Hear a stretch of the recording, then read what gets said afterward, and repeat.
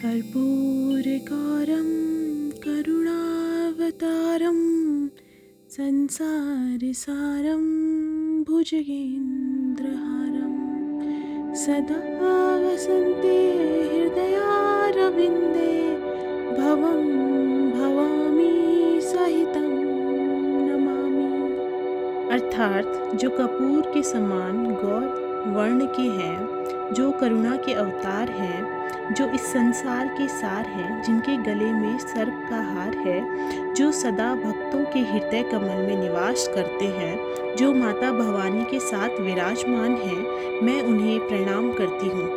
आज हम बात करेंगे उत्तराखंड के पंच केदार के बारे में।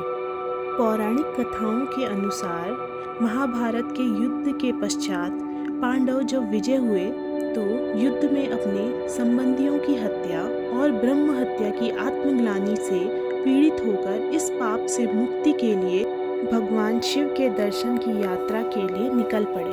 परंतु भगवान शिव, जो शुरू से ही महाभारत युद्ध के खिलाफ थे, पांडवों को कुल हत्या का दोषी मानकर उन्हें दर्शन नहीं देना चाहते थे।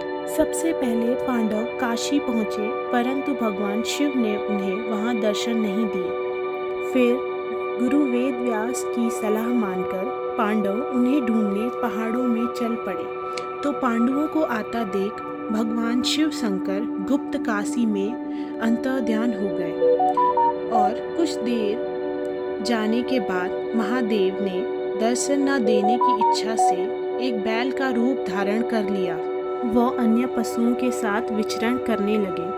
पांडवों को इसका आभास हो गया था, तो भीम ने विशाल रूप धारण कर 2 पहाड़ों पर पैर फैला दिए, जिसके नीचे से अन्य पशु तो निकल गए, परंतु शिव रूपी बैल उनके पैरों के नीचे से जाने के लिए तैयार नहीं हुआ। तो भीम समझ गए कि ये महादेव ही होंगे।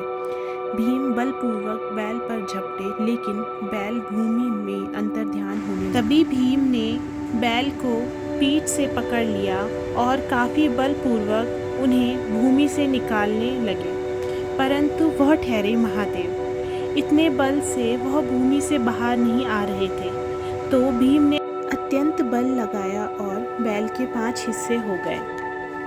उन 5 हिस्सों में पहला भाग जो पीठ था वह केदारनाथ में प्रकट हुआ। बैल का मध्य भाग मदमहेश्वर में,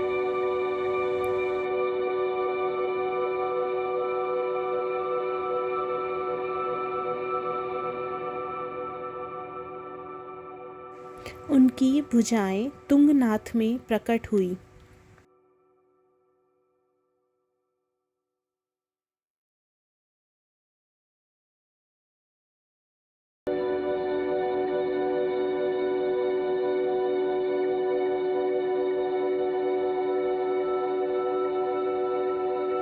तथा बैल का मुख रुद्रनाथ में प्रकट हुआ।